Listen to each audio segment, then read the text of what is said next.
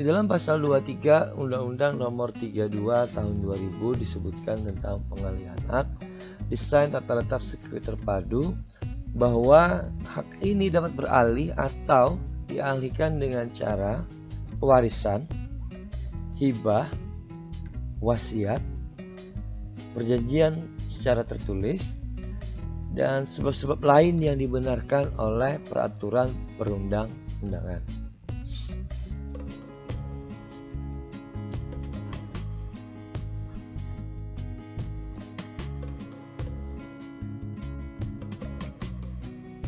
Di dalam pasal 24, pengalihan hak desain tata letak sirkuit terpadu tidak menghilangkan hak pendesain untuk tetap dicantumkan nama dan identitasnya, ya, baik dalam sertifikat desain, berita resmi, bahkan dalam daftar umum desain. Jadi ketika dia dialihkan karena pewarisan, misalkan dia meninggal dunia, si pemegang hak berpindah dari A yang sudah meninggal kepada anaknya yang B, namun namanya tetap ada, ya. Nama si pendesain itu tetap ada dan tetap dicantumkan di dalam sertifikat.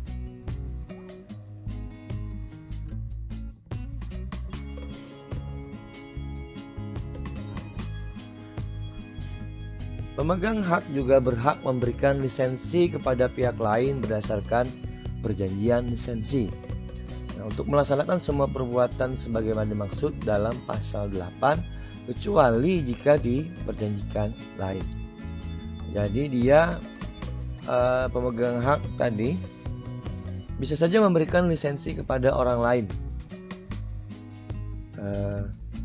Lalu orang lain yang menerima lisensi itu bisa melaksanakan semua perbuatan seperti mendistribusikan, menjual, membuat, mengekspor, dan sebagainya.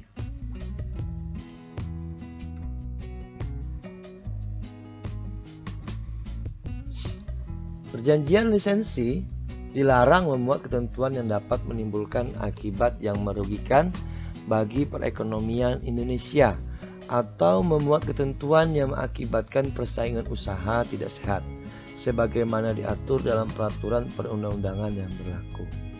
Jadi lisensi ini dilarang, ya, untuk merugikan perekonomian Indonesia. Misalkan perjanjian lisensi itu mengakibatkan adanya monopoli satu perusahaan tertentu yang ada di Indonesia dan merugikan perekonomian Indonesia, atau dengan kata lain merugikan industri-industri kecil yang ada di Indonesia, seperti itu.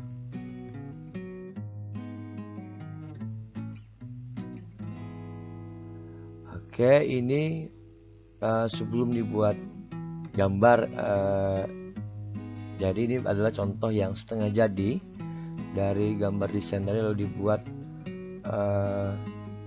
seperti ini dulu, baru nanti di finishing menjadi sirkuit, ya, seperti yang kita lihat gambar pertama tadi.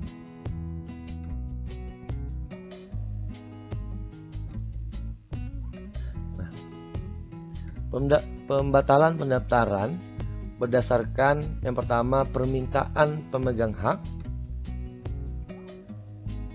Nah, di ayat 1 disebutkan bahwa desain tata letak sirkuit terpadu yang terdaftar dapat dibatalkan oleh Direktorat Jenderal atas permintaan tertulis yang diajukan oleh pemegang hak. Jadi dia membuat surat permintaan tertulis lalu dikirimkan ke Dirjen HKI. Pembatalan pendaftaran dan gugatan perdata. Jadi yang pertama atas permintaan sendiri, yang kedua dengan cara gugatan perdata. Gugatan pembatalan pendaftaran desain tata letak sirkuit terpadu dapat diajukan oleh pihak yang berkepentingan dengan alasan sebagai masuk dalam pasal 2 atau pasal 3 kepada pengadilan niaga. Misalkan seseorang gugat karena orang itu mencuri karyanya, atau dengan kata lain bahwa hasil desain itu tidak orisinal.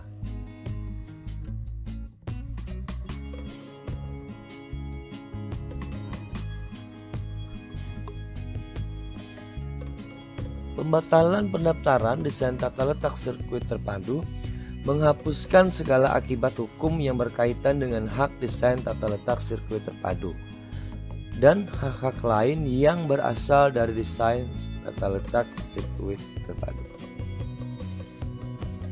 Jadi ketika dibatalkan, hak-hak itu sudah dihapuskan ya.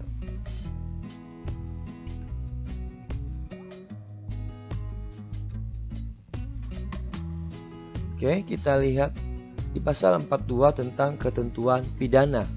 Di dalam ayat 1 disebutkan barang siapa dengan sengaja dan tanpa hak melakukan salah satu perbuatan sebagaimana dimaksud dalam pasal 8. Nah ini ya, dalam pasal 8 yaitu membuat, memakai, menjual, mengimpor, mengekspor, dan atau mengedarkan, bisa dipidana dengan pidana penjara paling lama 3 tahun dan atau denda paling banyak 300 juta rupiah.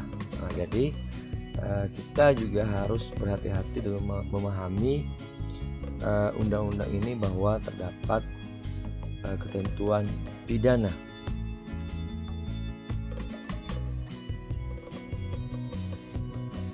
Dalam pasal 42 di ayat 2, barang siapa dengan sengaja melakukan perbuatan sebagaimana dimaksud dalam pasal 7, pasal 19 atau pasal 24 dipidana dengan pidana penjara paling lama 1 tahun dan atau denda paling banyak 45 juta rupiah.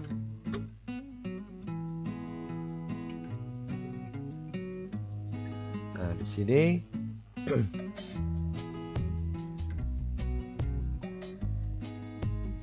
hukumannya memang lebih ringan dari pasal sebelumnya dan denda juga lebih ringan. Ya, tapi sama saja dua-duanya berada di penjara.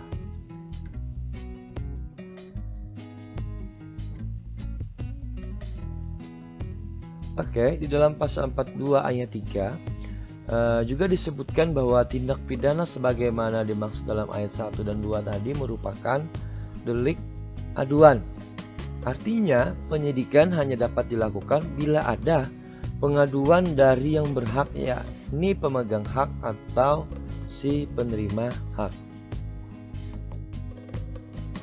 Ada banyak perdebatan di kalangan ahli hukum tentang penempatan delik atas tindak pidana terhadap desain tata letak sirkuit terpadu. Antara lain, ada pendapat yang mengatakan karena hak atas desain tata letak sirkuit terpadu itu adalah merupakan hak privat seseorang, jadi apabila ada pelanggaran atas hak tersebut maka yang dirugikan hanya si pemilik hak, jadi tidak merugikan kepentingan umum. Padahal tidak ada bedanya seseorang yang melakukan pencurian atas barang yang dimiliki oleh orang lain. Justru di dalam KUHP itu sendiri ditempatkan sebagai delik biasa. Delik aduan terhadap kejahatan yang objeknya adalah hak atas kekayaan intelektual, termasuk hak atas desain tata letak sirkuit terpadu, adalah merupakan kekeliruan. Oleh karena dapat saja si pemegang hak tidak mengetahui bahwa haknya telah dilanggar oleh karena peristiwa pelanggaran itu mungkin terjadi di tempat yang jauh dari tempat tinggalnya. Misalnya si pendesain di Banjarmasin, lalu si yang melanggar berada di Papua. Si pendesain atau pemilik hak juga tidak bisa memiliki waktu, atau dia juga memiliki waktu yang terbatas terhadap pengawasan dari pelanggaran yang dilakukan oleh orang lain. Jadi bila kejahatan itu termasuk pada delik aduan, maka tentu si pelaku tindak pidana tersebut tidak dapat dijatuhi hukuman selama yang bersangkutan tidak melakukan pengaduan. Barangkali itu yang bisa saya sampaikan. Saya ucapkan terima kasih. Silahkan buat yang mau bertanya, silahkan boleh di komen, boleh di WA ataupun dengan media lainnya. Terima kasih, semoga materi ini bisa bermanfaat dan menambah pengetahuan bagi kita semua.